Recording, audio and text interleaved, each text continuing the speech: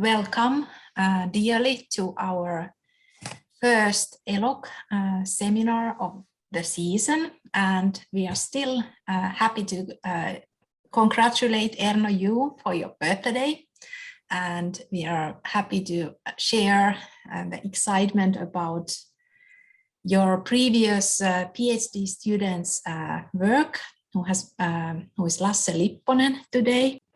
I will first introduce Lasse, and then Lasse will give us a 45-minute presentation about his topic, and then Erno and Lasse, you will have floor to your discussion, and Lasse prepare for very critical questions that Erno will give you.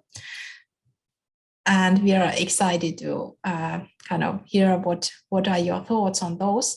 And then depending on how the schedule will go, we might have a small group discussions in a Zoom breakout rooms. And that's a moment, like if you don't want to participate, that's a good moment to jump out. But if you want to participate, please join us, and Lasse and Erno will be there with us, discuss about something special that Lasse has prepared for us. And then Jake McMullen will be wrapping up the whole seminar in the end. So that's the plan. And this is the series of talks so far that we have had, like just wonderful presentations. And if you are interested, these are presented and available for anyone's use freely in YouTube, and this talk as well will be there. So Lasse, welcome. It is my honor and pleasure to introduce you, and we have some traditions in ELOC. We talk about numbers and we talk about words that are related to you. And there first you can see the two versions of the very famous and really widely used books that you have been writing for us in Finland. And the topic is about learning and research-based learning, and these kinds of very kind of basic ideas of what learning is and how it can be promoted, and what is intelligence and how it can be promoted, and these kinds of things. Everyone in educational sciences reads this book, I think, in Finland. That's a must book. So that was number two, like two versions of the book. There's crazy amount of citations in Scopus, and quite a big number of articles as well. And there's something about you on the picture, like I stole this from your Facebook pages, like I don't know if you still have this beautiful bike, but Lasse is a cyclist. So if he doesn't cycle, he does something else. And the hint is here. He goes skiing. So here we have a kind of serious athlete, a professor, maybe even addicted to sports, I would say, like a long distance sports. How I would describe you, I think, like always when I've seen you, when I have discussed you, I have seen and felt enthusiasm. Like you were really enthusiastic about computer-supported collaborative learning in the times when we first time met. And we have had excited discussions around those topics. And then after that, I would say, like, when I was preparing this presentation, I noticed that there was something constantly on my face, and that was a smile. Like every time I think about you or our discussions in the telephone or in the conferences or elsewhere, I notice that I'm smiling. It's something that comes on my face, and I think on many faces when you are around, like your your presence is very positive, I would say. Quite remarkable is that I remember a long time ago when you said like you have become a lecturer at the University of Helsinki after being a researcher for quite a while. And then you said like, well, I thought like I will take this job now seriously, and I will do my ultimate best to kind of make the students to learn really these topics that I'm teaching.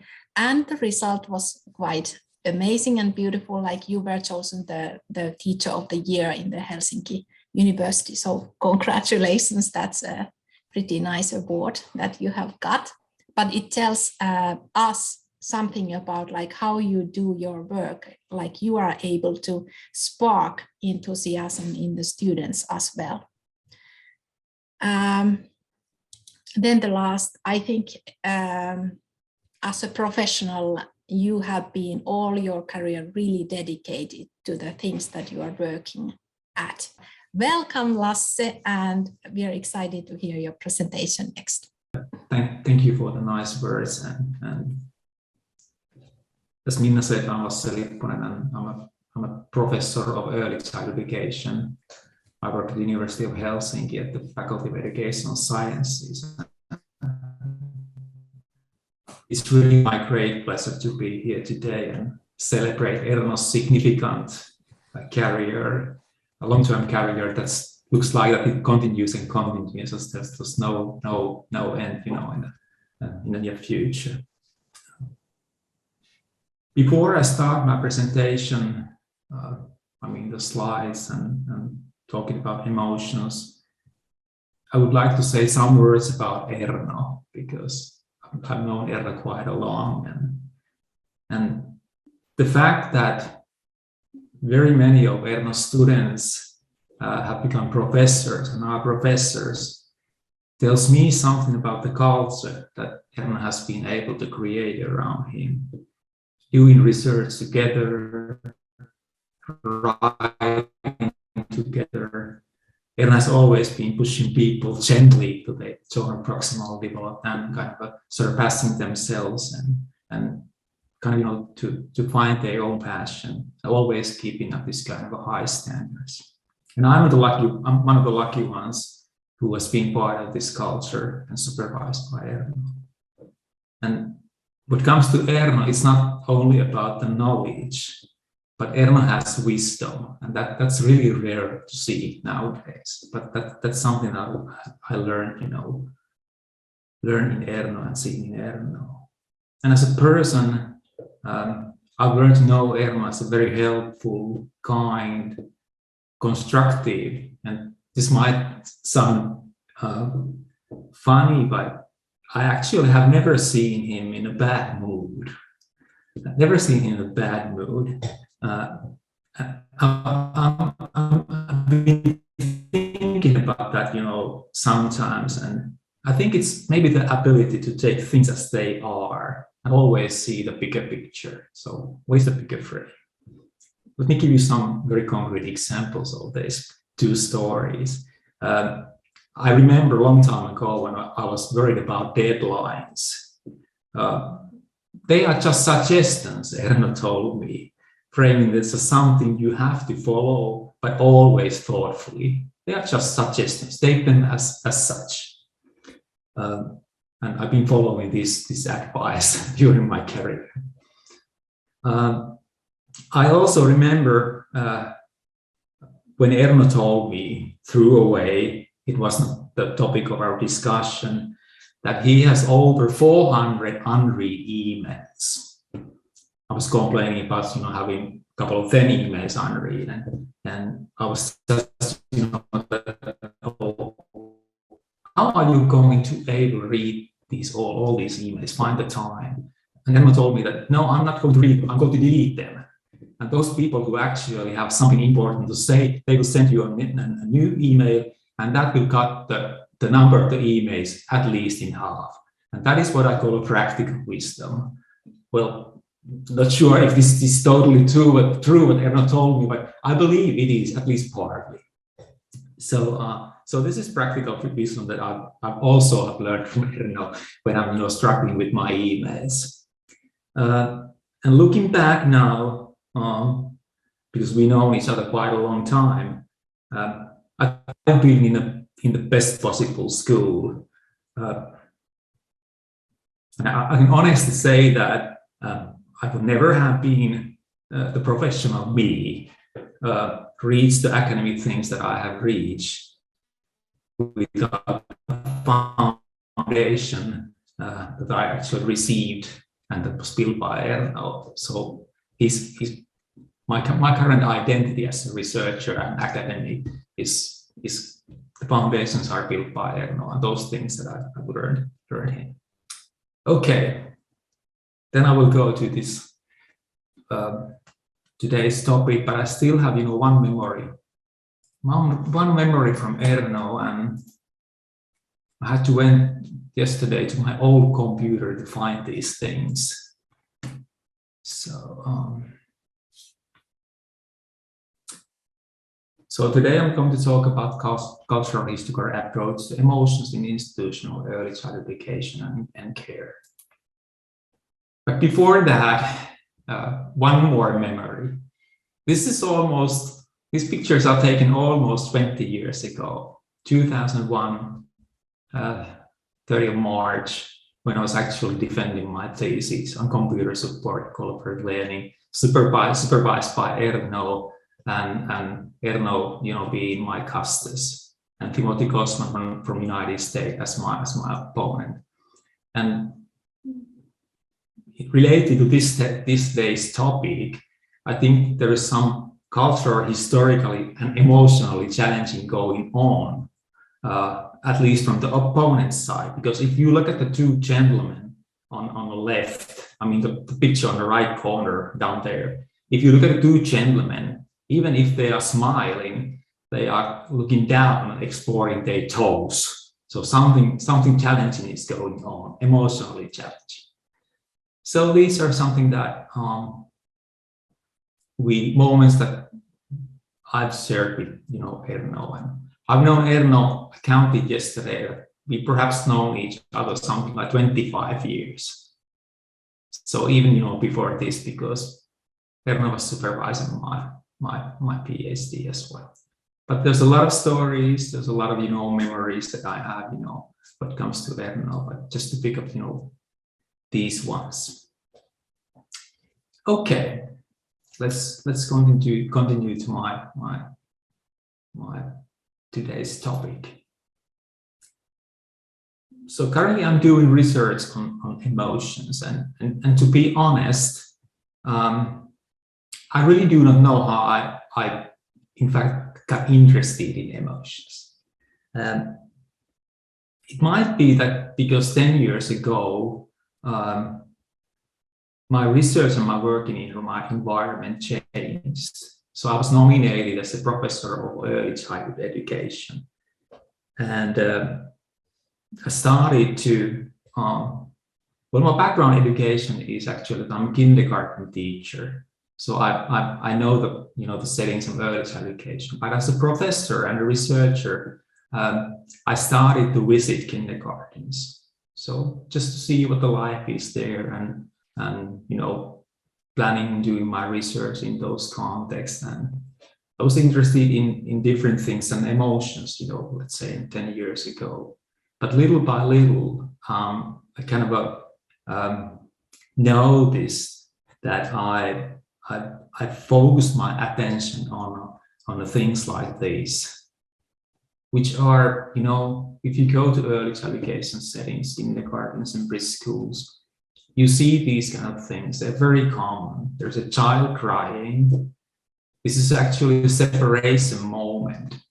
The father on the right, on the left side, he's leaving the child. It's a separation moment. And the child, the one who is crying, she's actually starting daycare center. So these are the first separation moments for her. And they are actually emotionally very charged, as you can see. The child is crying. She's resisting in the teacher's lap. Other children are observing what is going on, what is happening there. kind of trying to make sense of what this is all about. The teacher is trying to comfort the crying child. So it looks like that this emotionally charged situation, everybody's trying to understand what is going on there. So how should we understand this kind of situation? And as I told you, this is actually very common in early child education, especially when it comes to small children who are starting their institutional early childhood education. These kind of first separations. And what comes to this crying child here, this is not just one moment in her life when she started this new institutional life, but these kind of events, they continued over one month, even 1 month, one and a half month. So it was not just individual moment, but continued a long time. And she even went to this kind of a missing and longing and crying after her parents during the days. So it was kind of a state of being during 1.5 months. And seeing this kind of situation and talking with the staff members and parents and observing them more and more, I was I got interested in this kind of thing. So what is happening here? How should I understand? And then because at least in the past I was kind of learning scientist, I was thinking about that. Okay, is there something learning happening? And if there's some learning happening, what are these people learning? What are the children learning? What is the crying child learning? So this is how I actually got interested in emotions, and that's what I'm researching currently. So I've just started a new project funded by Academy of Finland, a 4-year project, which is titled Children's Grief and Grief in Institutional Early Child Education. It was funded also by Aaltonen Foundation, but now it's funded by Academy of Finland. So those things that I'm talking today are just tentative ideas, and I want to stress that they are tentative ideas. I'm just trying to test those things that I've been thinking and what we have doing when we have collected and analyzed our data in the first stage of our research project. So remember this, they are tentative ideas. And this new project is a continuum what I've been doing, let's say the last 5 years. So at first I had this Academy of Finland funded project called Cultures of Compassion, and this brought me new ideas about emotions and how they kind of what is their role in early education and so on, and then I got this new project, and now I'm working on compassion, but on grief, but they actually go hand in hand. So I'm going to try to justify that why I've selected grief as an emotion to explore in the context of early child education, and why I think that it's an important topic, why emotions in general are an important topic in educational sciences, not only in early child education.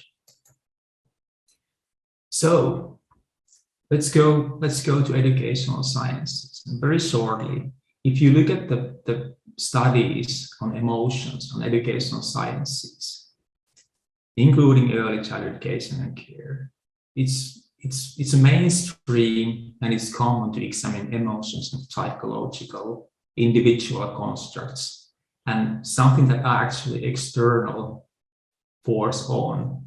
And this thing, what actually people do, they're separated from activities. This is kind of a mainstream idea when people approach emotions in educational sciences.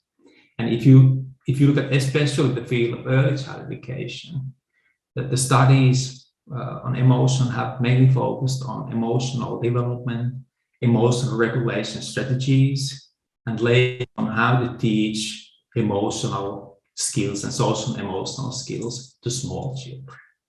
So this is one of the basic approaches that still is, I would say, the dominating one in educational sciences. And it's a little bit surprised that, and if we believe what Ware argues, that even the sociocultural theories of learning or approaches, affect and emotion have too often been set aside. So it's kind of the idea that first we understand cognition and knowledge, and then maybe emotions as a part of something, or motivating something, or things like that. And lately, which also inspired me and my research group, is that I've been reading quite a lot, Svet Brinkmann, who's a professor in Denmark, and he's been studying grief now a couple of years, and when he approaches grief and emotions, he does it mainly, interviewing people. But at the same time, he argues that what we lack is a naturalistic studies of emotional processes in real life settings, like in everyday activities. How do emotions look like in everyday settings when people, interact and do things together? So these three kind of, lacks in educational sciences, or things that we need to know more about, are inspiring me and my research. So there, you can even say that there's some kind of a need to try to understand emotions in the educational sciences in a new way, to find a new approach to education, to emotions in educational sciences. So shortly, or my research group, we are interested in how emotions are learned and practiced in everyday interactions and in socio-material relationships relative to cultural norms. And I think that if you're trying to answer this question, so institutional early child education as a setting is a good place to start. Of course, to study these things home is important as well, but we start from institutional early child education. Because as I said before, different kinds of emotions are present and expressed in institutional settings in early education very, very often in everyday life. I think that they are even the biggest part of when people interact in institutional settings of early education. And teachers and caregivers actually play a key role in if we say that teaching emotions and kind of keeping up and maintaining the local moral order what comes to emotions. So, for example, how, where, how much one can, for example, express joy, anger, or grief, and who is allowed to do these kind of things.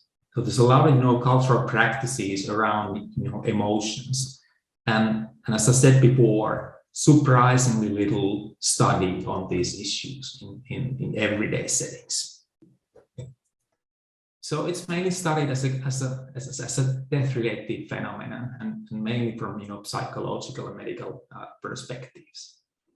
But grief is a universal phenomenon, and it's an essential and inevitable part of human life. So no one of us can actually escape grief, because grief is actually a price of affection of love. If you love somebody, you can be sure that on the other side, in some state of your life, it will bring you grief. So human life involves encountering things that actually you can say cause grief. I would say that things that we respond with grief. So not only causing grief, but we are kind of responding things with grief. And if you follow, for example, what Brinkman has argued that because in our society, we have this kind of a positive and happiness imperative. So we have to be happy, we have to be positive. So we are more and more, reluctant to accept, grief and suffering and these kind of things, part of life. So grief goes actually against this kind of positive imperative. So it's also interesting from this perspective as well. And when this, when we need to follow this kind of positive and happiness imperative, it even, looks like that they have become some kind of a moral duty. So we are not accepting that people are weak, that they are grieving, and things like that. So, and if you look at the research on death-related grief, we know that there's a lot of cultural variation, how people experience and how they actually express, grief. What kind of routines, practices, rituals, how grief is talked about, and so on. But there's a lot of cultural variation when it comes to death, especially death-related grief. Well, there are more reasons why I'm actually interested in grief. Because usually we think about grief as something that is only death-related issue, but it's not. People grieve, different kinds of things. They grieve when their relationship ends. They grieve when they lost their job. And as argued lately by Berinato, if you think about COVID-19, he argues that it brought out this kind of a collective grief because we lost our safety. So we kind of agree these kind of things as well. And I've noticed that there's more and more people talking about that they actually grieve after climate change and the loss of biodiversity and this kind of a thing. So not only, to my understanding, it's not only this kind of death-related issue. It's more broader. And grief is a common phenomenon in children's lives as well. And we think that we should understand it not only a death-related issue, but as losses, minor losses in everyday life. And this kind of a departures from the idea that it's only death-related phenomenon. And Pulkkinen, who is a Finnish, researcher who has been studying grief in a Finnish context, he argues that we often underestimate children's grief. So there's more freedom to adults to express and word their, grief, but we underestimate and kind of neglect, what children feel and how they actually grieve and what kind of things they grieve. And if you take these things kind of granted, there's very little research on how young children verbalize or how they practice grief in this kind of a minor losses of everyday life. Like I saw in the first picture that, okay, in the moments of separation that can actually last very long. So how they are grieving, what they are doing, and how they manage with all these things. And that's not a death-related issue, but it's more like this kind of a, as we call it, everyday loss. And I want to be bold in that way. I want to offer or expand the psychological medical approaches to grief, because they have been, they have become the mainstream approach. So we try to find new ways of understanding grief and expand it a little bit and expand it to small children's life as well. And despite that grief plays a foundational role in human life, because nobody, as I said before, nobody can escape it. It is still, under-researched and under-theorized phenomenon from both societal and children's perspective as well. And then comes the one more thing which inspires me and kind of guides my research very strongly, is that no one has yet tried to answer how people learn to grieve.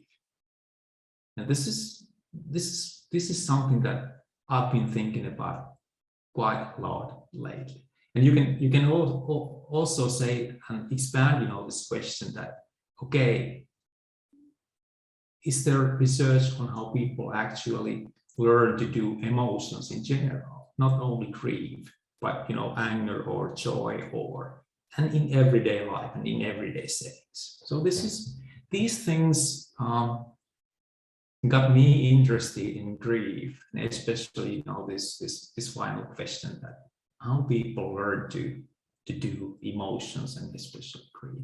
I'm in my studies, I'm focusing on grief, but I could focus also on joy and anger, because I'm in a bigger picture. I'm interested in people learn to perform and practice emotions. All right. And here are a couple of questions, that more explicit questions that we are trying to that guide our Academy of Finland project. So which kind of interpretations and practices are made available, allowed, restricted, or even sanctioned? Are there some kind of institutional rules and regulations that contribute to how we can express grief, and what are especially those events that children are responding with grief? How do children express verbally and bodily their emotions, and especially grief? And are there how grief and grief practices are and if they are related to some physical objects and artifacts, and how they are used in this grieving processes. So what I'm trying to theoretically to do is I'm going to bring together and merge two theoretical frameworks and approaches, like cultural historical approach and what I call a cultural psychology-based studies on emotions. I guess that many of you know the basic tenets of cultural historical approach, but what they mean in context of emotion is that if you follow cultural historical approach, you kind of think that individual development and disposition must be understood in its cultural historical context. And then emotions are not some individual constructs or individual mental states or representations, but emotions are constituted by people, artifacts, and other matters that actually make up their culture, and they are built in interaction. And then in a cultural historical approach, we could think that emotions have always this kind of a dual nature.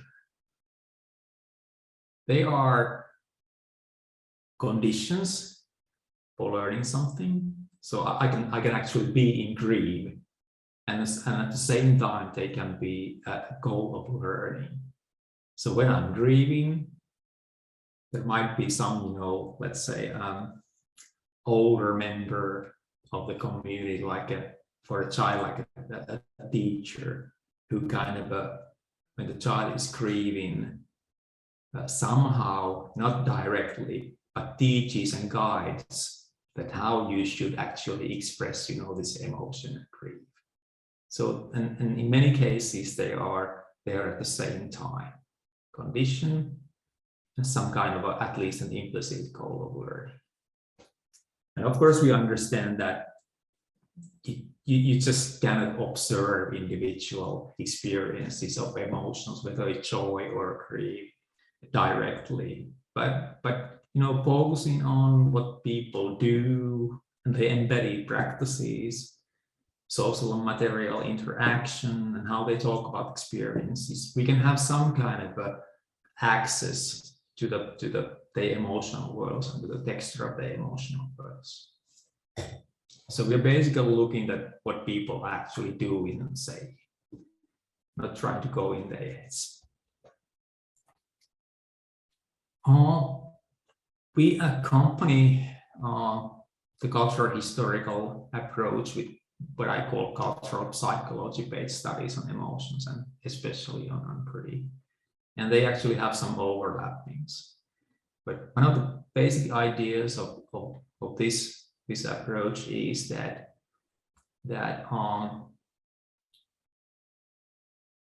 if you talk about, for example, loss, it's not simply a cause that triggers emotion, as is argued in a classical reaction theory of emotion. But loss, whether it's the end of a relationship or some other thing, it kind of provides a reason for feeling and expressing emotions in a certain way. Concrete examples could be that anger is a response to injustice. I see that somebody is, treated in an unfair way, and as a response, I have anger. So it's not a poor reaction that comes from inside, but emotion kind of always have some kind of object. So it's a relational always.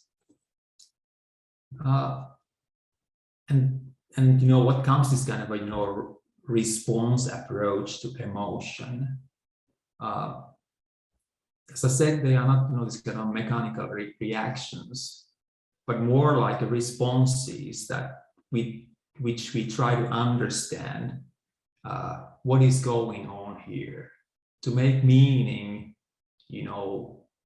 what is happening in social practices and in interaction. So emotions are kind of they are performed, and they are something that we kind of passively undergone, which is kind of the argument in this reaction theory of emotions. And because emotions can be done, so if we take this argument that emotions are something that people do, emotions can be done in more or less adequate ways, appropriate ways according to the local and moral rules and normative practices. So they say they can actually be evaluated. So you can actually perform emotion in a wrong way or a right way. I remember when my daughter was 4 years old, and we were in her grandmother's funeral, and when the grandmother was taking you to the grave, my daughter started to sing with joy that there goes my grandmother, there goes my grandmother, and that's something that silent people totally, because it was something that was not appropriate in that very serious situation. But for the child, it was a moment of joy because it kind of look and feel funny. But the people all around her kind of evaluated this thing morally. This is something that you can do. And sometimes it's hard to talk about grief, how you feel when you are in grief, but it's also manifested bodily. And it's nicely described by Brinkman and Gofford when they say that when people grieve, the body can become small, it can be heavy, it's hard to walk, you become slow, it puts down your shoulders, makes your movement slow and heavy, and you can even curl in a bile. So it's very much related to body as well, and expressed and manifested bodily as well. It's not about and this goes, I think, with all the emotions, that they are also bodily performed and bodily expressed. So as I said before, that we try to understand grief. We can talk about this, that what is this grief or not, but more as an everyday loss, and how it is, and how could we understand grief in children's life, according to everyday laws as a lived experience of social and emotional losses, which are then responses with variations of cultural practices. And we have started our empirical work, so we've been collecting quite a lot of data during the last year, and following this cultural historical approach, we have done our observations across multiple communities and try to understand their repertoires and practices. And what we mainly do, we do ethnographic inspired work, and we do a lot of video observations, and we try to, in every setting that we are studying grief, we try to do a long-term field work. So at least half a year, 5 months, 6 months in the same setting, so that we could better understand what is going on there, what kind of practices are related to emotions, how can we understand and observe whether there's grief or not, and how we should understand grief. Currently, we've been collecting data in 4 different classrooms, in 4 different EC centers, and one of them is, of course, very multicultural. So I think this is very important, because there might be, some cultural variations in how people, how small children actually grieve. And we are planning to collect data as home as well, so to understand whether there are some, variations in practices of home and institutional setting, how children actually are taught to grieve, and trying to do this kind of a long-term intensive video observations. And we've been following children from 0 to 3-year-olds, and then 3 to 5-year-olds. And currently we have done this kind of a selection that we've been focusing on certain events, like depicted in the figure, separation settings, absence of parent, which means that when we observe that the child is crying, longing, missing, grieving after his mother, father, or guardian during the days. So we've been observing these kind of things, and then which is a very common issue in institutional EC settings is this kind of social exclusion, when a child is excluded from peer activities like play activities, and they can respond this kind of a exclusion very strongly and in a long-term way. So something that doesn't go over very easily, but can last quite a long, that you are excluded from your peers' activities. So focusing on this kind of currently on this kind of three events, because we kind of hypothesize that okay, these are the events that are perhaps responded with something that we can understand and interpret as a grief.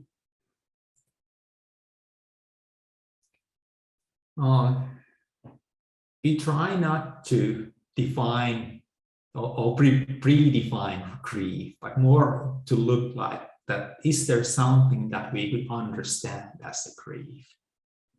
So that's kind of our basic approach, and we're trying to do, I would say, very detailed and robust work. So because we have a lot of video data, we do very detailed data logs. We do narrative analysis. We describe the data.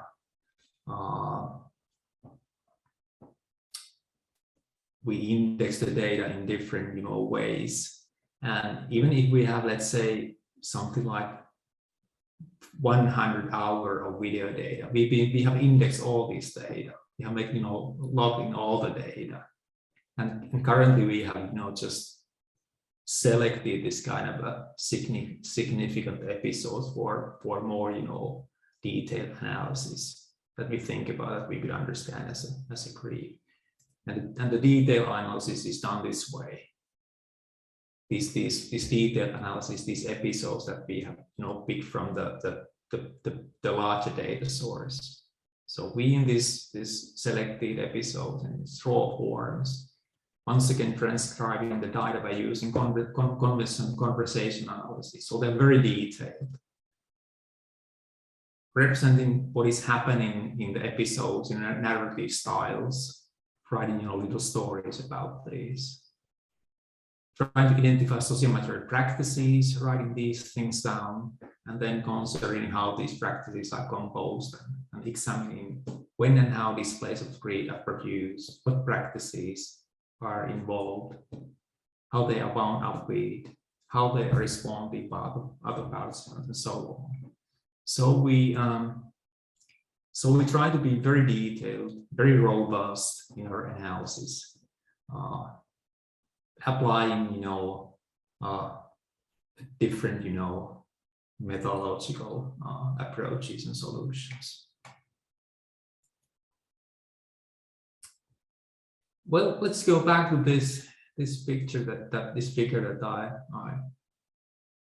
showed you in the beginning of my presentation. And this is a picture about the Venla, who has just started. By the way, I have these are drawn directly from the video, and we have the permission to solve this, because you can, perhaps there's a danger that you can recognize these people.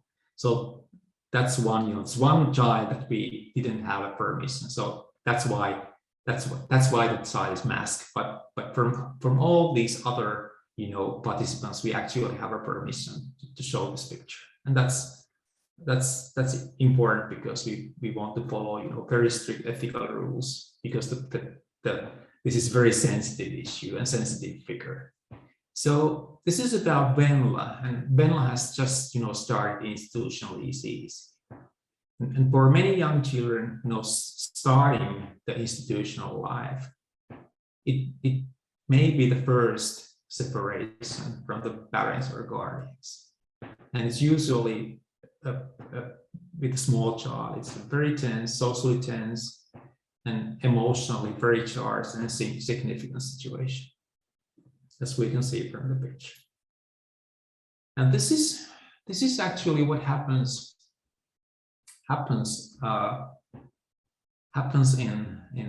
in this situation. We have this is an example from our data, and we have kind of wrote this kind of small narrative from this situation. Venla enters the kindergarten from the hall, holding her father's forefinger firmly. After wishing good morning, the father begins the leaving rituals, hugs, kisses, and goodbye waves. Venla resists, cries, and stamps her foot strongly. Dad lifts Venla to the caregiver's lap and waves goodbye. The caregiver directs Venla's attention to the other children and their activities. Venla, look, Daniela's here all ready to play with you. You can play for a moment, and then we have the breakfast. The group's teacher joins the situation, touches Venla tenderly and says, yes, sometimes you just have to do small shouts. You just have to do it, and then you move forward. So this is a small narrative from Venla's life. And this is not just a coincidence or once in a lifetime event in Venla's institutional life, because this kind of escalated crying and resisting, as we call them, repetitive practices, they are part of Venla's everyday transition to institutional ECEC for about 1.5 months. So this is not just something like resentment or annoyance. because Venla also misses her parents also during the days, this absence of parents. And we think that it would be underestimating the child's, situation and emotion if we just say that it's something that, annoyance or resentment or something like that. It has to be something else, because it's something that is continuous information in the flux of activities during days, 1.5 months. So how should we understand this? And we think that it has to do something with the grief. So it can be described as a grief. So what Venla is also doing, she's practicing grief verbally and bodily. She's crying, closing her eyes, stamping food, reaching out towards the parent, trying to get out from the teacher's lap. And apparently she's trying to change the situation, which seems to be, unfair in a way. So there's a bodily, verbally performing of the grief. So what the teacher does is that teacher acts in the situation upon through a variety of linguistic and embodied practices of intimacy and comfort. So those are practices of grief and practices of care, intertwined. The teacher takes Venla into a lab. She uses this kind of affectionate touch, which can be considered to be part of, her professional ethics. It's kind of a duty for the teachers to be emphatic and to treat this kind of a situation in a compassionate way. There appears to be some kind of a moral evaluation of Venla's grief. When the teacher says, yes, sometimes you just have to do small sound. You just have to do it. Now we have to remember that Venla cries in a very, very loud and intensive way. But in this situation of separation, the teacher kind of tells Venla that, and other children as well who are participating in the situation, that it's in this kind of situations, it's okay to shout so loud. It's not restrictive or something that you should do. But at the same time, she frames it as a small shout, trying to soften the situation and kind of try to help Venla to get over this emotion. And what she does, and this is very common in this kind of situation in institutional ECE, that she's distracting Venla's attention from grieving, from this emotion towards something else. In this case of playing to peers and other institutional activities, saying that Venla, look, Daniela's here all ready to play with you. You can play for a moment and then we have the breakfast. So is there of course you can ask that, okay, is there some learning happening related to emotions? And to my interpretations, we can somehow say that there's some kind of guided emotion participation to the appropriate ways of how to express emotions, grief in this kind of a situation. So in this sense, we can think that at least implicitly, the grieving is the implicit goal of learning. So, okay, there may happen, some other learning as well, but because, teachers' activities and talking is focused on Venla's emotion, we could say that the goal is somehow to guide the child and the other children to do emotions in a certain culturally appropriate way. And simultaneously, as I said, whilst Venla grieves, cries, it can be also understood as a way of being in the world, and as for her a condition for activities and learning more about, the appropriate way of performing and practicing emotions, and in this case, especially grief.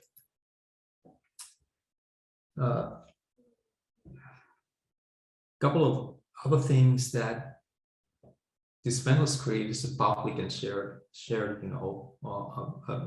phenomenon, and it's also recognized by the other children who are actually participating in this separation moment, and it looks like that the other children are trying to somehow to make sense and figure out that what is actually happening here and how we should interpret this kind of a situation. Because when we look at the video recording, it is possible to see that and observe that the other children are freezing their bodies, they are frowning, they look horrified, they're opening their mouths, raising their eyebrows, and they are somehow, worried or confused, trying to make sense, what is going on here, how should we interpret these things, how this will, end, and so on.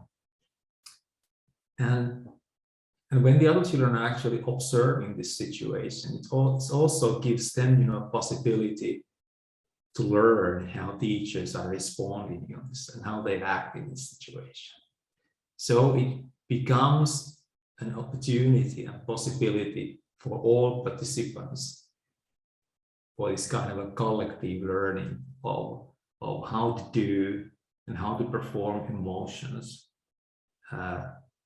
in culturally normative and appropriate way. Is there something that is, allowed, or something that is, restrictive, or something that is, even sanctioned that you definitely are not allowed to do, and it's the wrong way to do, some of those things. All right, that was, my short presentation, tentative ideas about can we think that emotions are something that actually are learned, that people learn to perform, and they learn to do emotion in social interaction in everyday life. And I was using grief as an example of trying to understand, this kind of a learning of emotions. And as I said in the beginning of my presentation, these are just, very tentative ideas, and I really hope that we can learn more when we kind of dig more deeper into our data, and when we are analyzing the whole data, we get a more, broader picture, and try to understand it from these two theoretical perspectives, and using, this kind of conceptual tools to try to understand that how should we understand these issues. And I think that, studying emotions as part of, this kind of everyday life has gathered more and more, interest in recently, and that is something that I also find, very important. So thank you, and I'm happy to try to answer some of the questions and to continue our discussion. Thank you. So thank you very much, Lasse, for this quite interesting study, and the whole approach you are doing. I think it's extremely important to start looking emotions not as simple reactions and simple isolated reactions, which I think has been the tradition also in educational sciences, because there has been a lot of kind of discussion that emotions should be taken more seriously also when we are looking all kind of learning or performance situations. But still, I agree with you that this has been very traditional, so that where emotions as interpreted as reactions to some specific features without seeing this dynamic or something what I like your term performing emotions, which gives another other meaning for the emotion. And this is very close to the type of attempt we had already quite a long time ago in late 1970s and early 80s, when we are looking at children with serious learning difficulties, and those whose difficulties were also related to emotions and motivation, counterproductive motivation. So that then it was clear that emotions were not simple reactions, but they were in a way performed. They were used as coping strategies. They were used as having influence on the environment, so that they sometimes were relatively systematic attempts to the expression of emotions were very systematic attempts to have an influence on in the social interaction, the social environment. And what we observed also was this kind of creation of this kind of interaction patterns, that with certain adults, the emotion seems to play the similar role, and there was this kind of cyclic processes when certain emotions, relatively negative emotions, became stronger and stronger. So I wonder if you have also some idea of this kind of pattern formation in this interaction of young children in this kind of situations you describe. Are also adults involved in this kind of pattern formation? You're absolutely right, and it's interesting that somehow you've been thinking about these things, 10, 20 years ago. So I think there's a long tradition in educational sciences and in psychology that if we first understand cognition and knowledge, then we can understand emotions. But I think that the recent interpretation is, like Erno said, that they somehow they go hand in hand, and emotions are not just something that is support for learning and motivation for learning, but they are always involved.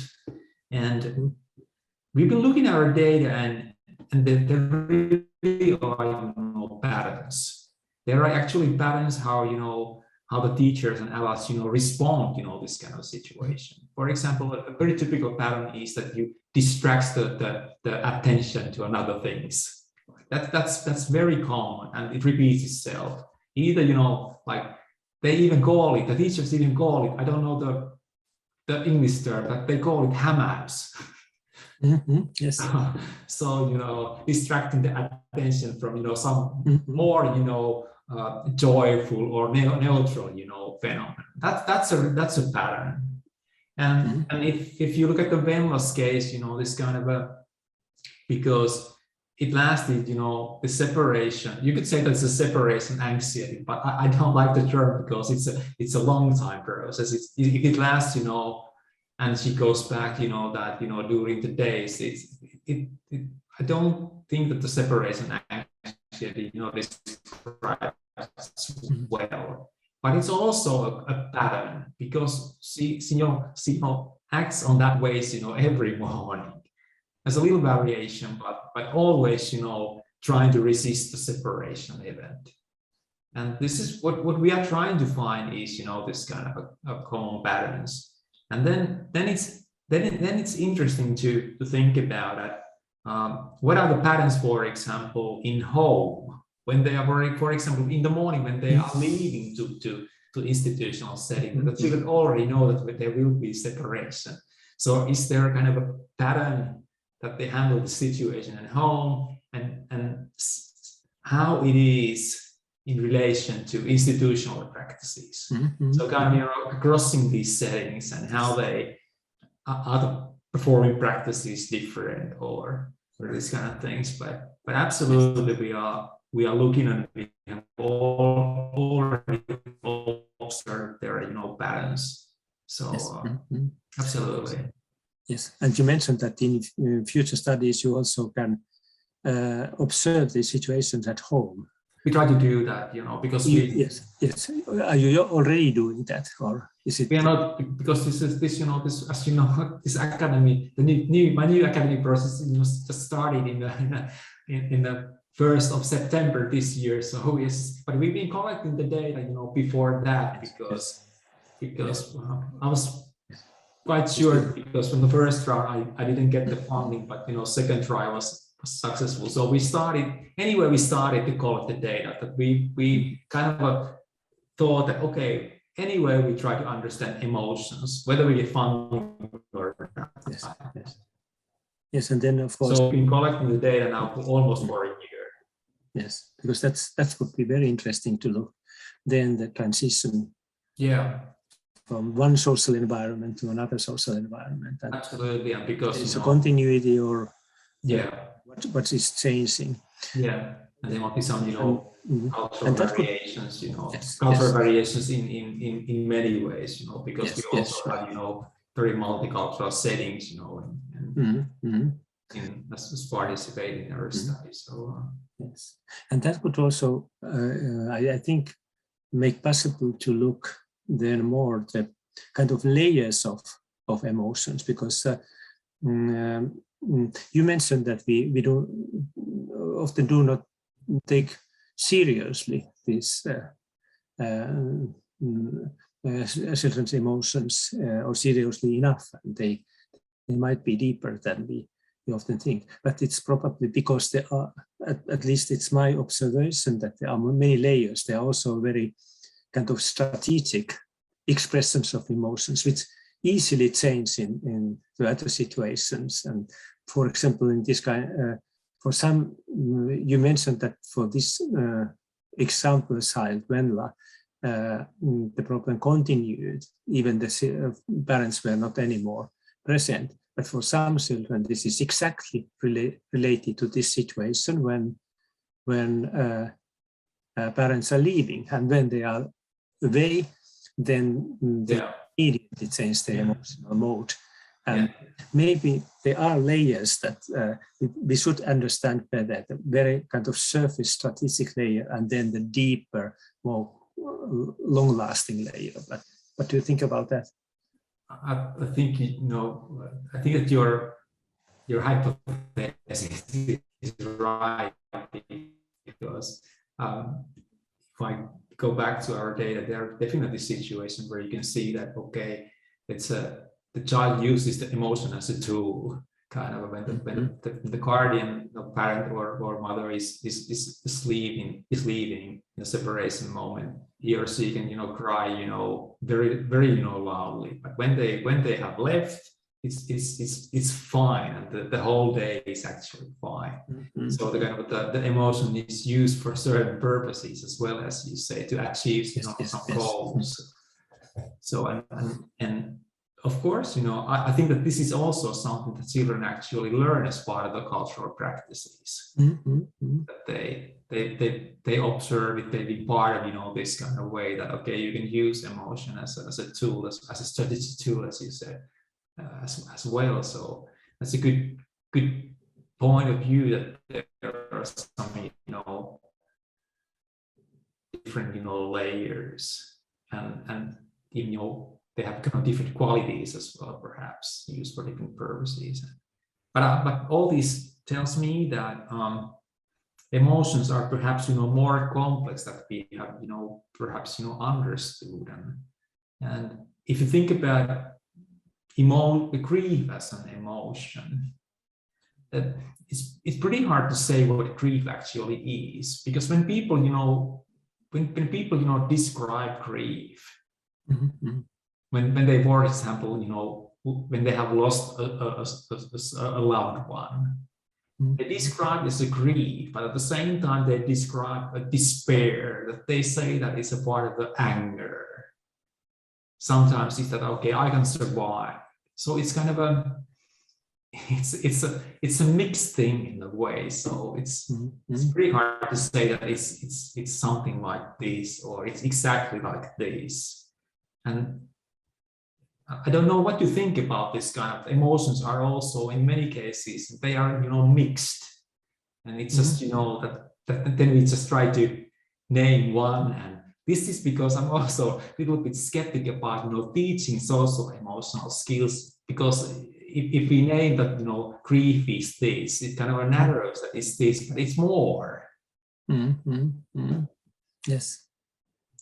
So you shortly described also these cultural differences, and for example, in the question of grief, it's very clear that performing grief in different cultures there are big differences. From in some cultures, there are kind of this kind of practices, very deep and strong cultural practices to make grief so visible as possible. And then in other cultures, for example, in our own culture, I think that there is this kind of hiding practice. And this is of course among adult population, but do you think that these kind of differences can already be observed in young children? This is an interesting question that I hope that we can actually answer in the future when we collect more data and focus also in this kind of issues. So that's one of those things that I would like to understand more. So it's a good question, but not yet. But of course, my hypothesis is that why not? Why not? And I would even say that if you look at if you think that we understand children's grief as this kind of a everyday social emotional loss, like the absence of parent. So there might be even different cultural variations how the teachers respond in different early child education settings. And that's why we are kind of collecting our data in different settings, so that we could understand whether there is this kind of a variation between different settings, and then why is it that so that, or how does it look like in the first place, and then understand that why it is like that. What has to do with it, but that is something that we try to find out, because I'm really interested trying to understand this kind of a cultural variation in emotional practice. How does it look like, and how should we understand it? Yes, and then sorry. Yeah, well, I was thinking we're running out of time, unfortunately. So we might need to. Of course, as always, it's really fascinating. I'd love to hear this conversation, and we'll want to continue. But also we should maybe move on to the breakout rooms soon-ish, or if not now. Thank you, Erno, for your fascinating questions, and they're always on the point.